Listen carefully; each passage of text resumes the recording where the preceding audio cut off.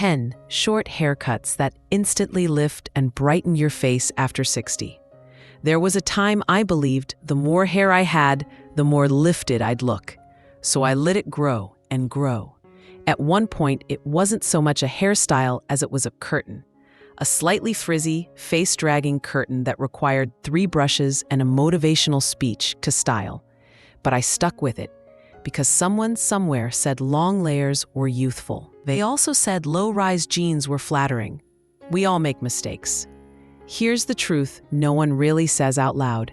After 60, some haircuts quietly work against you. They pull everything down, draw attention where you don't want it, and take more effort than they're worth. But the right shortcut? It can lift your features, lighten your face, and make you feel like your reflection finally got the memo.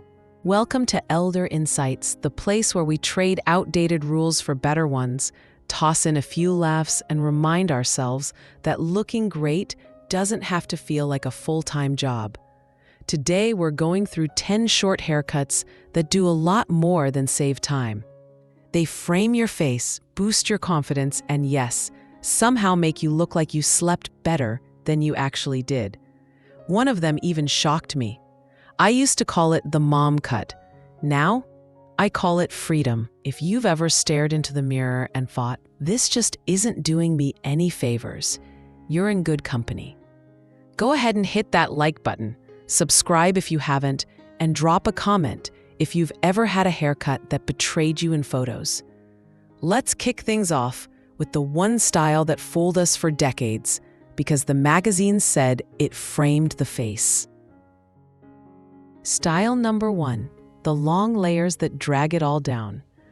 You ever catch yourself flipping the same section of hair over and over, hoping it'll magically fall into place? Been there. Back when I had long layers, I treated my round brush like a magic wand. Spoiler, no magic, just wrist pain.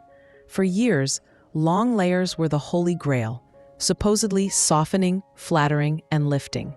And maybe they were, back when our hair had a little more density and a little less attitude. But after 60, they tend to do the opposite. Instead of shaping your face, they pull everything downward.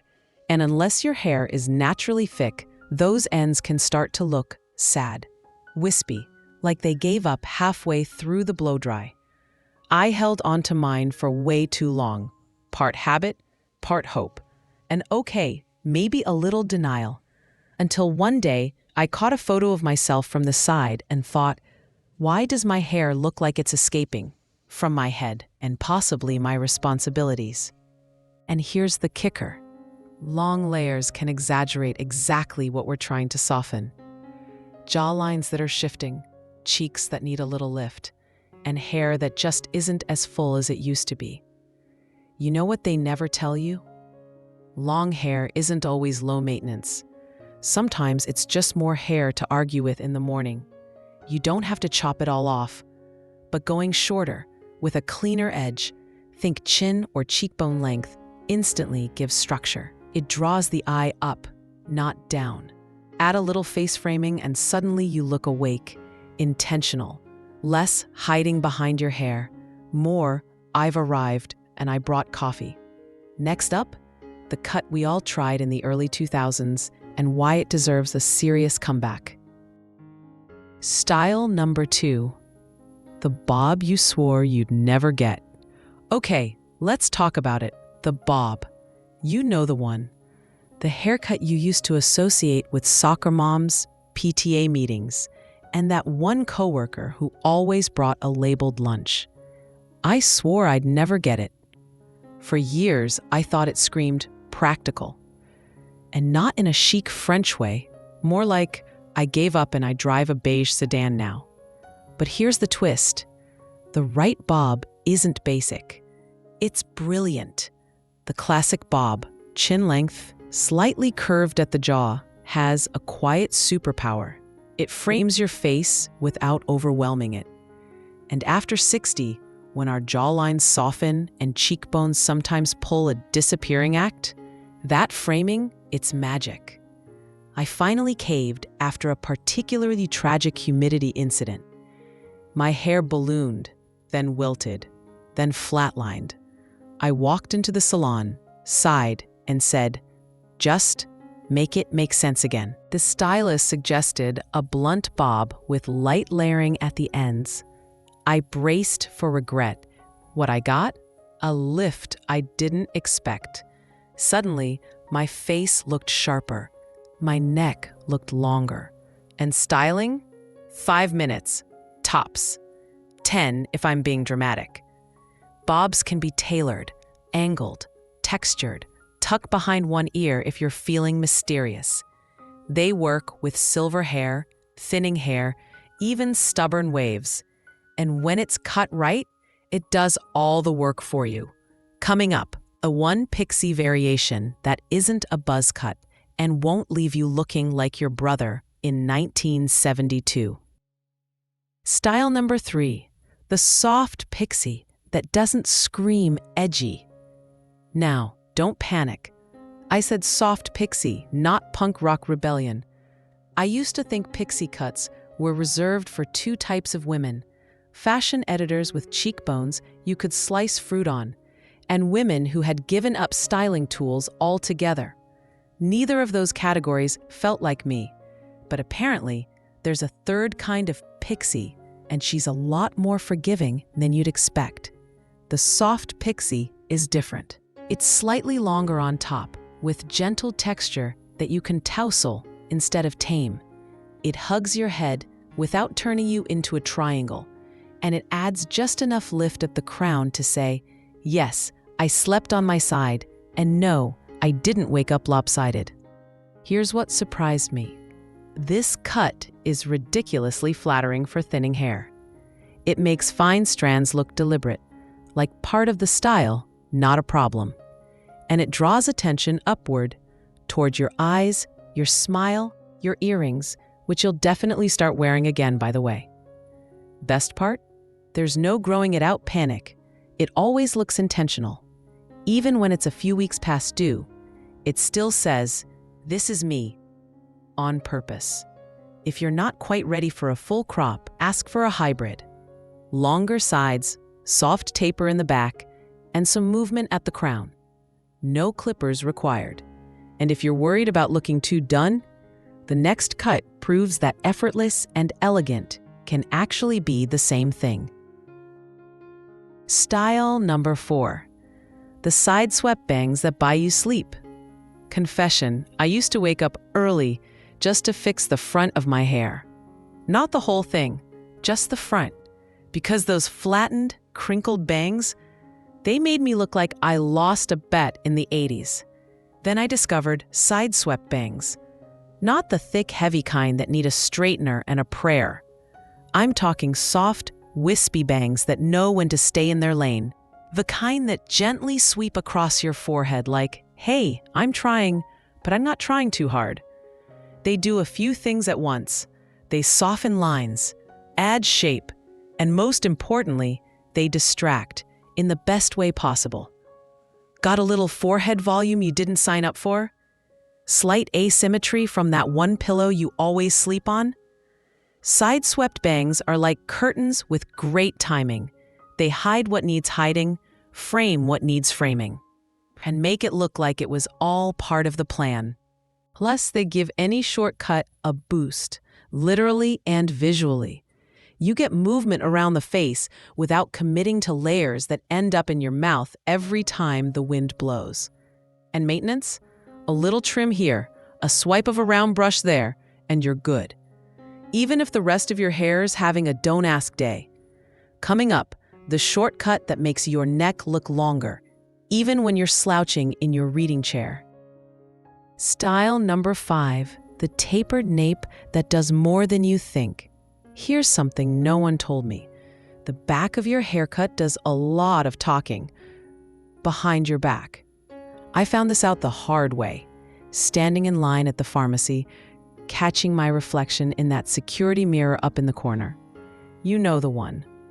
Brutal, unforgiving.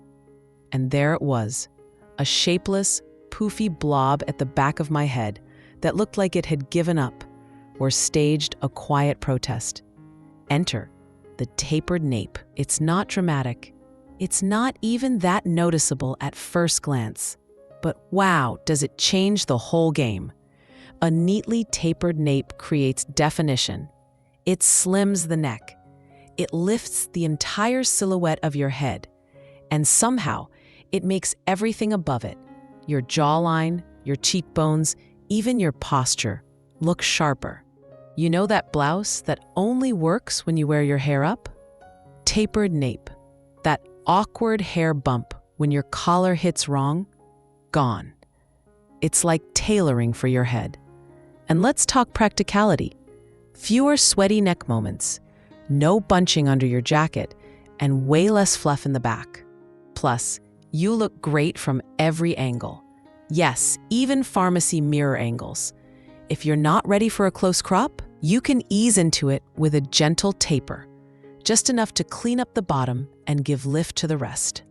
Next, the shortcut with the secret built-in facelift and no needles involved.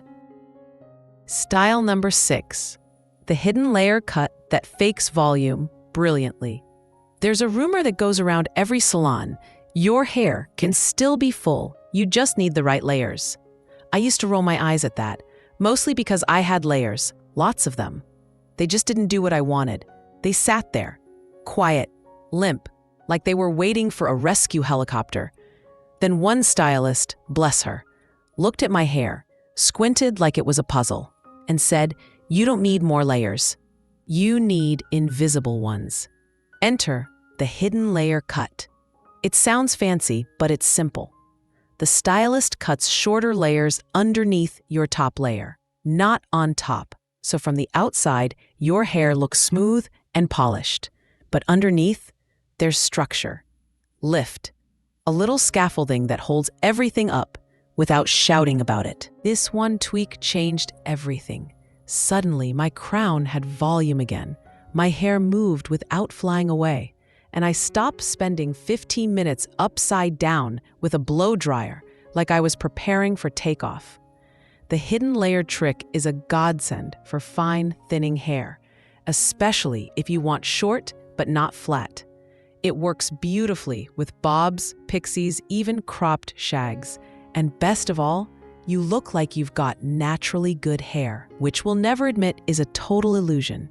Next up, the no-fuss crop that makes your glasses look intentional, not like an afterthought. Style number 7, the ear-length cut that finally works with your glasses. You ever put on your glasses and suddenly your haircut just disappears? Or worse, your frames and your hair start fighting for attention, and your ears end up caught in the crossfire. Been there.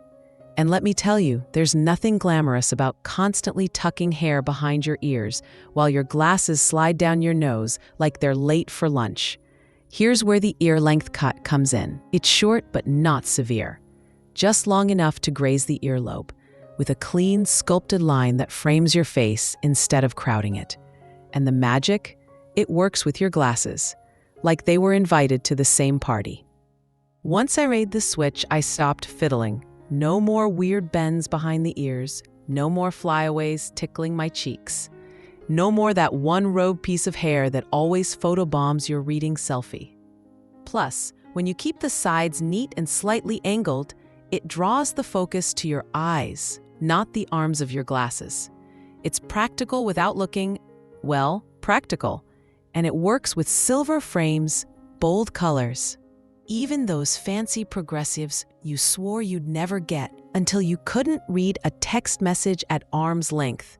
Up next, the subtly layered cut that somehow takes 5 years off, even if you didn't sleep great last night. Style number 8, the subtle shag that fakes energy. No espresso needed. You know that look. When someone sees you and says, "You look refreshed," and you think, "That's funny. I feel like a drop dumpling." Turns out, some haircuts can do a little trickery for you. Case in point, the subtle shag. Now, before you panic, this isn't the wild, choppy, rock star shag of the 70s. We're not talking bedhead and eyeliner here. This is the modern, softer version. Light layering through the crown, gentle movement through the sides, and enough texture to make it look like you meant to have energy this morning. I stumbled into this one after a bad sleep week and an even worse hair week. My stylist took one look and said, "You need a lift," literally. A few strategic snits later, I looked like I had plans, like I'd eaten vegetables and gone to yoga, none of which had actually happened. The beauty of this cut is how it plays with light and shadow. The layers create natural volume without puff. And when they fall just right around the cheekbones and temples, you get that lifted look, no highlighter or contouring required. It's especially helpful if your hair's gone fine, flat, or moody, the kind of hair that sighs when you pick up the brush. Up next, the in-between cut that says low maintenance without looking low effort. Style number 9, the collarbone crop that's not quite short, not quite long. Some days you want the ease of short hair. Other days you miss the drama of a flip, a tuck, or a clip. What you don't want, a cut that boxes you in. That's where the collarbone crop comes in. It's the Goldilocks of shortcuts, long enough to pull back if needed, short enough to stay off your neck and out of your lip gloss. Ask me how I know.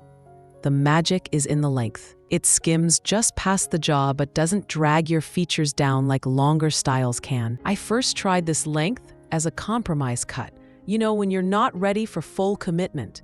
But what I got was better than compromise. It framed my face without smothering it. It added a gentle bounce I didn't know my hair still had. And it made getting ready ridiculously simple. Bonus, it pairs beautifully with subtle face-framing layers, or even those soft, side-swept bangs we talked about earlier. It's flattering on just about every face shape, especially if you're in that I want to change, but not a shock phase. If you've been hovering between maybe just a trim and maybe something new, this might be your sweet spot. And next, we're finishing strong with the one short haircut that stylists quietly recommend most for lifting the whole face.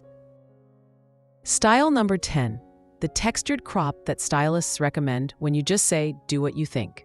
You know that moment when you sit in the salon chair, sigh, and say, just do what you think looks best.